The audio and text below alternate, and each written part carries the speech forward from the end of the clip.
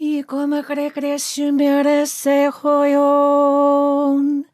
Miro me quede corregi regresende. Hayano yande hayuyande ko bahayande kon. Siro sebeyan. Ino me kirande kod behayande ko hayuyan. Iro semeyan. Hiro me kere kot behian docha yoyan yakuyan basadio yohon. Hiro me kirot behian docha yuyan basadio yon. Greetings, great souls, and welcome to the first show of Spiritual Conversations with Callah and the Ancients, where we will be presenting spirituality in new and different ways. I'm Dallas Beckett, friend, team member and facilitator for this show. And today it's all about who we are and what we do. And I'm delighted to have joining me divine spiritual channel for Callah and the Ancients and spiritual writer Kim, and artist, seer, scribe and celestial empathic healer Aimee. Even in the introduction, there's a lot, isn't there? But first of all, we're going to start, and I'm going to ask you, Kim, exactly who are Callah and the Ancients? Callah and the Ancients are a little hard to describe. So I'm going to try and be brief because we could write books about them. Firstly, for eons and eons, they didn't take form. They were pure energy. And they were a great collective of divine energy that is directly linked to the divine source, the God, Supreme God, or however you perceive that force of love and energy that moves through all of life to be. It is only in more recent times that they have taken form. Now, originally, before the Earth sphere, they had spiritual governance over a whole planetary system. But they've been seconded by the Supreme Being to Earth for the evolution of mankind. They are extremely skilled in all things, and that is why they have brought to Earth. They work on a global and a galactic level, as well as for the individual. Their original mandate when they first came to Earth was that they were to go into dark places and transform them, and this work continues on to today. Their other mandate was that to work with the individual. It was the evolution of humanity through the enlightenment of the individual. And consequently, we do a lot of work for individuals. And through those individuals, we not only heal the individuals, but we work on all energies connected to them, and including countries and country entities. They work with Mother Gaia, Father Gaia. They work with the Galactic Mother, Galactic Father. They work with a lot of other higher beings. They are diplomats. They are healers. They are creators. A lot of their work is done by song and light languages. And the reason they do a lot of singing is because the ancients in particular have been known to create whole worlds with their song. It is that powerful. Their only limitation on the Earth sphere is soul choice. They will never, ever overrule soul choice in any matter. Callah is a collective of huge light beings in themselves. They are the warrior arm of the ancients in this work. So you actually have two huge collectives working for the evolution of mankind and of the planet itself. They work on the grid of the Earth, and they work in tandem with Mother Gaia in this respect at the direction of the Supreme Being. Thanks, Kim. There's such a lot in that, isn't there, when you think about it, and there's a lot for people to absorb. Aimee, as a celestial empathic healer, can you tell our audience exactly what your role is with the team and what that entails, please? Okay, to begin with, I think when people hear celestial empathic healer, they probably have no idea what that is. I think to begin with, I will start by actually explaining what that title actually means. So it's kind of a fancy name for the type of empathic healing that I do. Now, as the Earth's vibration shifts and lifts, a lot of people are having soul gifts that are activating. And one of the biggest that we see in the work that we do and experience even through talking to people in the everyday is the empathic gift. Now, it starts off, it may be that you are somebody who is clairsentient, which means that you are sensitive to the energies that are around you. So if you come across a friend that has gone through some trauma, or maybe they have had a relationship breakup, or maybe they have had a death in the family, and you feel that grief intensely when you are with them, if you leave that space, you often start to find your equilibrium again, and your emotional balance comes back. The next aspect of the empathic gift is that you might actually become what we call empathic, which means that when you come into contact with that kind of energy, instead of when you walk away feeling that you're getting your emotional balance back, you will still feel very upset. It may take you quite some time to calm down, and it may be that you don't calm down until you actually do something to actually release that energy. So a lot of people instinctively know what they need when they have an empathic gift, and that they might go for a walk on the beach, they might take a bath or a shower, and all of these things are actually on a subtle energy level helping them clear their energy body of the emotions that they have absorbed from other people. So when somebody is an empathic healer, it is an extension of that gift. It means that if you are a functioning empathic healer and your systems are working correctly, that you have the ability that when you come into contact with that friend or that member of the family or that situation that has that trauma, that not only do you absorb it and feel it as if it is your own, but you actually work with it in a way that the person that you're with feels better. They actually receive a deeper healing from their contact with you. And so in explaining that, when it says I'm a celestial empathic healer, it is just the degree of empathic healing that I am actually able to do because I work with Callah and the Ancients. So it means that celestial obviously means that I work with galactic energies, I work with earth energies, I work with larger mass energies that need to be worked on, such as it may be that there's an oil spill in the ocean somewhere, and I may filter some of those energies that need to be worked with in order to create healing on a larger level. And as for the work that I do with Callah and the Ancients, particularly in individual treatments, it is my job as a seer and a celestial empathic healer to actually take a look at that soul. And I look at their energy from the beginning of their soul birth right through to where they are in their present circumstances. I will see things such as any trauma that is trapped in their body from previous incarnations, and very often I will work with them in tandem with their soul to help heal it, so that when they actually leave that space, they are no longer carrying that. So you've made quite a distinction between somebody who would be just clairvoyant, but the fact that you're the seer who can see the soul is quite an amazing gift, really, isn't it? To be a seer is a lineage gift. It is a soul lineage gift. It is not. It is quite different. There are no clairvoyants on this planet at this time who are seers. Right. Okay. It's a very distinct difference. Okay. Girls, I just want to go back to the beginning of when you walked through a channel today, Kim, and I'm well aware that that's light language, but I'd like you to explain to the audience exactly what light language is and what it means and why you do it. Light language, again, is usually a lineage gift. There's a lot of people who speak a light language. They may speak 2 or 3 light languages, but they are all lineage gifts. So they carry within them the gifts of that particular lineage and the energy of that lineage wherever it is in its evolutionary process.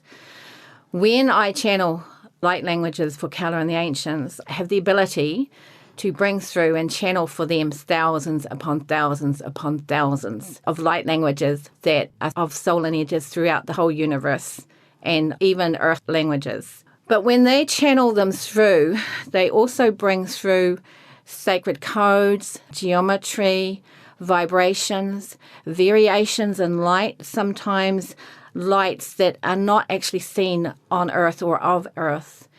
And each has a specific purpose for the individual soul or for the situation that I'm channeling for.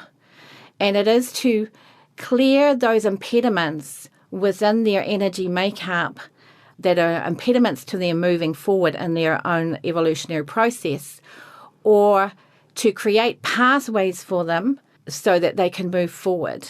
They work on a level where, I've said that Callah and the Ancients work with Mother Gaia, Father Gaia, the Galactic Mother and Father.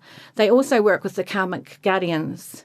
So they can actually negotiate and remove lifetimes and lifetimes of karma from a soul that it would take them many life cycles to work through otherwise. If that is approved by upstairs, if you like, that this soul has potential to move forward and prosper and bring more light to the world, then they will certainly look at it and remove that karma so that they can move forward.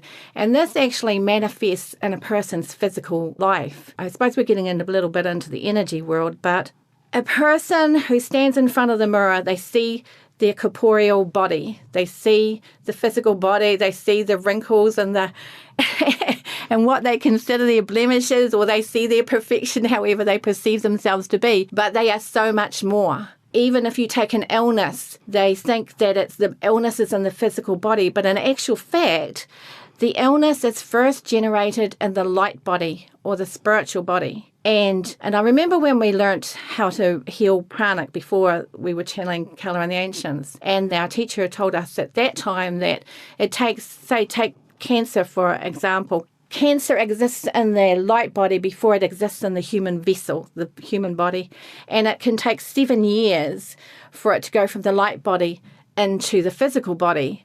So if you can clear it from the light body, the physical body's not going to get it. Pretty amazing. It is pretty amazing. Spirit says 92% of all illnesses, their origin is in the spiritual body and the energetic body. 8% once it's manifested is organic, and it has to be dealt on an organic level. But you get the 92% cleared and right, you've got a good chance of clearing and healing that 8%. Okay, we've heard a little bit about Callah and the Ancients, but I would like for you to go back with both of us now. And I want to know, did you wake up one day and start channeling? Did you always know that this was part of your thing you were going to do in this lifetime? No. How did it happen? No, but it's really interesting because it's kind of predestined. I mean, I was a fundamentalist Christian. Truly fundamentalist Christian. And like if you told me I was channeling, I was like, big cross, stay away from me. And I remember going into this crystal shop, not because for energetic reasons, but because those crystals look pretty. And I remember this lady coming up and saying to me, who do you channel? And I said, no, keep away from me. I don't channel anyone. And she was so persistent. And I said, no, you've got it all wrong. I don't channel anyone. And she said to me, you have to be careful of who you channel because not everyone that channels is channeling light. And I said, I don't need to know this. I'm not ever going to be a channel. I'm a Christian and a fundamentalist Christian at that. And so then that was my first indicator. Your first indicator was somebody who said, Yeah, strange woman who came up to me in a shop. Anyway, so as years went by, and I was actually really, really ill at that time. Like I had 20 years of really chronic illness. And so I carried on with my religious beliefs and my spiritual beliefs at that time. But eventually I got so sick that I had to start looking for other means of healing because I wasn't getting healed through the traditional medical profession. So I started meditating, and when I was meditating, I thought I was going to go to hell because it just actually wasn't part of my beliefs at that time. But it was either that or I wasn't going to make the distance. And it's a very long road and a very long history. So I started looking at other modalities. So I started on a very long journey of healing. And meantime, both my daughters were developing clairvoyance and wisdom and everything else. And so I was having to readjust my thinking on some things. And eventually it was Aimee channeled through Callah actually and said, you will be channeling Callah. And so they said, you have to get up at dawn and you have to start toning. So I'd get up like sometimes, I think it was about 4 o'clock in the morning, and I'd start toning and think, oh, nothing's happening. No. So I went back to Aimee, who was the one channeling at that time, said, no, nothing's happening. And they said, well, you're not doing what we said. And I said, yes, I am. You said get up and dawn and channel. And I looked on the sunrise and sunset and everything, and they said, no, you're still not doing it. So I argued with them, as I always do. But from that time, it was 5 years before I actually channeled. And it was on my 50th birthday. And we were all pranic healers at that stage. And I was coming up to Christchurch because we had formed a kind of circle for self-healing, because we all were a bit broken and we all needed healing of some sort. So we had a little group of about 5 of us, close friends. So I'd come up for one of these circle meets, and Aimee held my hand and said, right, it's time we started channeling. So she started me off by toning, and within a very short time I was channeling light languages. And in the beginning it was a little bit embarrassing because the energy would rise up and I'd start speaking a light language and everything, and even in the circle meets, and I wouldn't be able to stop. And I'd try and bring back myself to English, and I couldn't because I'd forgotten how to speak it. So we had quite a bit of fun with it for a while. And I remember Aimee and a few others in the circle, they were in hysterics one day because everything that came out of my mouth was light language, and I was trying to convey to them in English what I wanted, but it just wouldn't work. So that was our start. It was a bit of a lark. Sounds as if it was a very interesting journey. And Aimee, what would you like to add to that? I think how we got to actually helping others with that, because we did start off in the circle to heal ourselves, Spirit would actually bring to us, once we started actually working with these gifts that had been activated within us, then they started bringing us situations and bringing us people that needed help within that circle environment. And a lot of it was local earthwork, and a lot of it was global as well, things that needed to be worked out. We also did a lot of work on our own soul lineages to actually create healing along those. And it was a real learning environment, because we were actually learning as we went. And all these years later, I think it's like 10 years later, now we are able to actually, because we have forged that path, because we have done that healing on ourselves and been trained by Spirit the way we have been, which at times has been a bit of a gauntlet, but it has a gift with it. And that is that when we sit in front of somebody that needs our help, we know what to do. Was there anything, particularly in your own growth, that you look back on and understand a little bit more why you were given that test by Spirit? I'd have to say the transition between becoming empathic and an empathic healer was nothing short of traumatic. There was no path there for me. It was something that I had to learn as I went. And I think one of the biggest lessons that came to me with that is that a lot of those things that were filtering through me to be healed, like genocide and a lot of abuse and trauma and global incidences and things, a lot of those things got stuck in my energy, and it did make me for a time feel like I was going a little bit crazy. But one of the big lessons Spirit brought to me was about judgment. And I am a Virgo, and I'm quite analytical, and I had quite a strong opinion about some of these things that I was working on healing. And they actually brought to me that this is a moment in time for these souls that you're working with. This is a moment in time. This soul is eternal, and it is your judgment of it being good or bad that is actually causing it to get stuck. That you have to come from this perspective of the higher awareness of existence in order to recognise and be able to actually filter through this energy and not have it get stuck in your system. So that was one of the massive things. But, when somebody sits in front of me and I recognise straight away that they're empathic or an empathic healer and they're struggling and they're not knowing how to function in their everyday life, I feel this immense sense of gratefulness, because I know that I can help them. Let's just elaborate just a little bit on what empathic is. If somebody's sitting in front of you and they're empathic, give me an example of somebody who may not recognise what an empathic person is. Okay, if you're somebody that is having emotional meltdowns all the time and you can't seem to find your balance, if you're somebody that every little thing is getting on top of you, you're either raging or you're having lots of tearful meltdowns and things like that, if you're acting in a way that makes you feel like you are out of balance, but if you actually go into the country, or if you find that you're away from everybody and you have some space to yourself and you start to feel like you're finding your balance again, that's a pretty good indication that you're filling up with energies and not knowing how to filter them and work with them.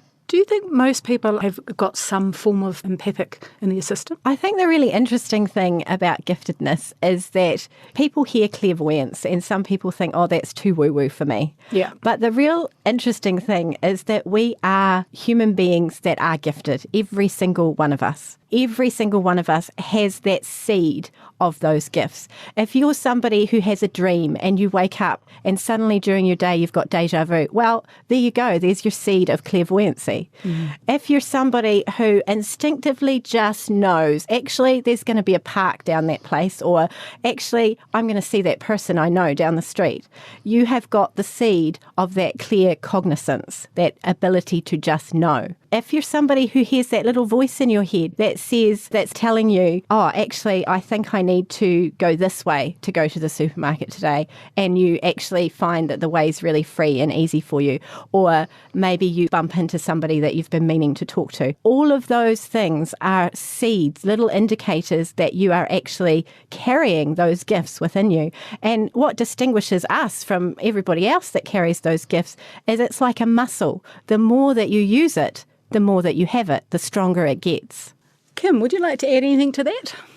I think she said it really well. I think the other thing with giftedness, though, is that a lot of gifts that people have come down through the soul lineages.